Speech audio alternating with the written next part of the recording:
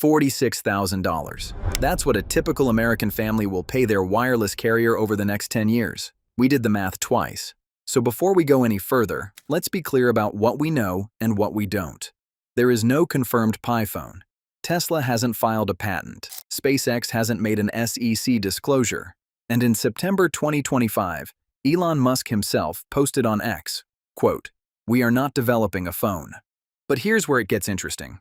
That same week, on the All In podcast, Musk said this, quote, "You should be able to have a Starlink account, like you have an AT&T or T-Mobile or Verizon, an account with Starlink that works with your antenna at home with Wi-Fi, as well as on your phone." And then in January 2026, when asked again, he updated his answer, quote, "Not out of the question at some point. It would be a very different device than current phones, optimized purely for running max performance per watt neural nets. So the phone doesn't officially exist, but the man who would build it can't seem to stop talking about it. And honestly, after what we found digging through the math, we understand why. Here's what we found. The average US cell phone bill in 2026 is $141 a month, per line, and that's before the hidden fees, the regulatory recovery charge, the administrative surcharge, the Federal Universal Service Fund assessment, the state 911 fee. By the time the bill actually lands in your inbox, that advertised $70 plan is somehow $85 or $90. Scale that up to a family of 4. 2 parents, 2 kids, 4 lines. Base service plus device financing, because nobody walks into a store and pays $1,000 cash for a phone anymore. The total monthly outlay lands somewhere around $340. That's $4,080 a year. Run that out 10 years. Add a modest 3% annual inflation rate. The number that comes back is over $46,000. $46,000 for phones. Outside of housing and cars, that is one of the largest continuous drains on the middle-class household. And what are we actually paying for? Let's talk about the iPhone 17 Pro Max. Retail price $1,399. Component teardowns put the actual bill of materials at $408. The A19 Pro chip costs $91. The display costs $80. The whole physical phone costs $400 to make, and it sells for $1,400. That's not innovation. That's an oligopoly with a marketing budget. So imagine, for a second, you're sitting at the kitchen table on a Sunday morning. The bills are spread out in front of you. You pick up the wireless statement, and it's blank, because the bill doesn't exist anymore. Imagine paying $199 one time. Not $340 a month. Not $4,000 a year. Not $46,000 over a decade. $199. Once. Imagine your kid's first phone being a one-time purchase. No 2-year contract. No early termination fee. No free phone with line activation trap that secretly turns into a 36-month installment plan you can't escape without paying the balance immediately. Imagine the way you felt the day you finally canceled cable. That little jolt of freedom when you realized the company that had been charging you for 300 channels you never watched no longer had a claim on your wallet. That's the feeling we're talking about.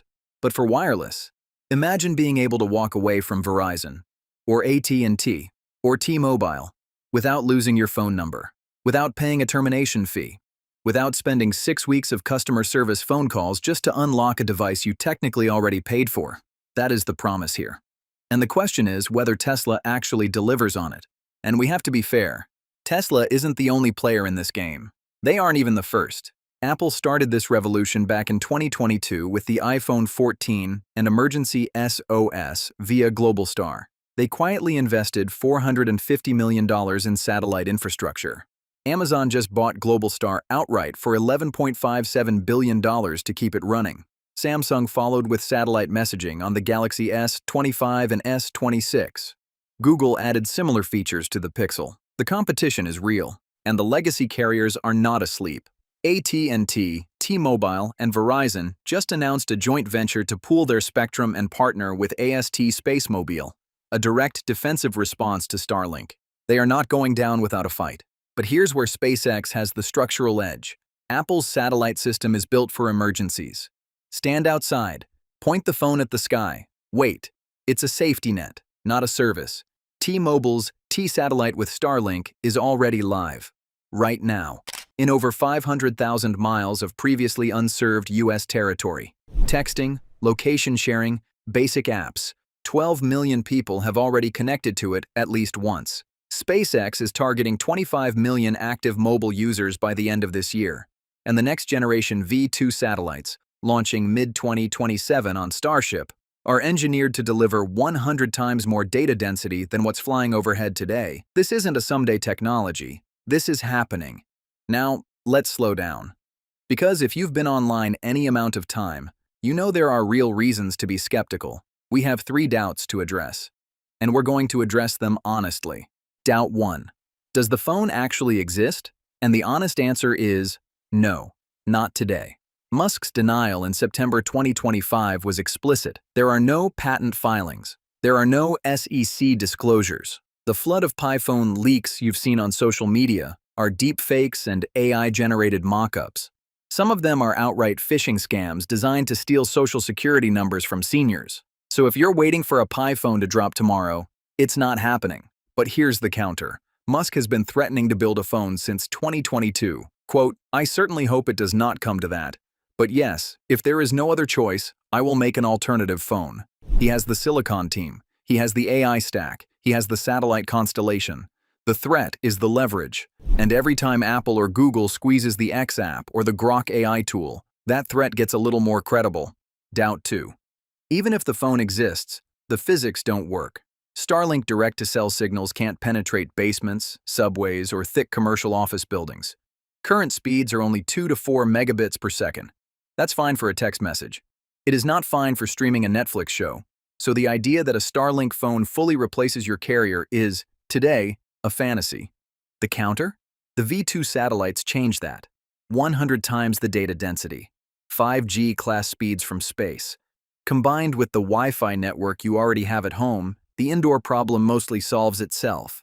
And the $17 billion EchoStar spectrum acquisition SpaceX just closed gives them bandwidth runway for the next decade. Doubt 3. The $199 price tag is mathematically impossible. The parts inside an iPhone cost over $400. You cannot pack a satellite modem, an AI chip, a quality display, and premium cameras into a $199 retail product without taking a massive loss per unit. Honestly, we agree. The pure hardware-only math doesn't work. The only way $199 actually happens is the hardware-as-a-service model. Sell the phone at a loss. Charge a Starlink subscription on the back end. Say it's $10 a month for unlimited connectivity. 10 years of that is $1,200. Add the $199 phone. Total 10-year cost, $1,400. Versus $46,000 on the current system. The math gets absolutely insane. And this is where the story gets bigger than the phone. Because what we're watching is the slow-motion collapse of one of the most entrenched oligopolies in the American economy. Verizon, AT&T, and T-Mobile control roughly 95% of the U.S. wireless market. They have spent 2 decades extracting more revenue per customer every single year. They have engineered friction into every interaction. The unlock process, the porting process, the 36-month installment plan that doubles as a contract. The whole business model runs on you not being able to leave. But here's what they cannot do. They cannot put satellites in space cheaper than SpaceX. They cannot match Starlink's launch cadence. They cannot bypass the regulatory framework SpaceX helped shape. So they are doing what oligopolies always do at the end. They are circling the wagons. The recent 3-carrier joint venture isn't a sign of strength. It's a defensive crouch. And the geopolitical angle is enormous. When Russia invaded Ukraine, Starlink kept the military communications alive. When the Iranian government tried to censor its citizens, Starlink kept the internet on. A native satellite phone, whether Tesla builds it or someone else does, isn't just a consumer product. It's a piece of independent infrastructure that no local government can shut off. This is the iPhone moment.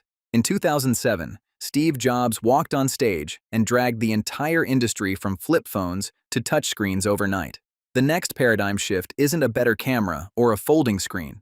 It's the decoupling of the device from the terrestrial cell tower. It's the orbital phone era. And whether Tesla builds the device, or AST SpaceMobile, or somebody we haven't heard of yet, that future is coming. So we want to hear from you.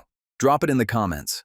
If a $199 Starlink phone landed tomorrow, with a $10 a month subscription, would you switch? Or are you locked into your current carrier? What is your monthly wireless bill right now? Be honest. We have a feeling the comment section is going to be brutal.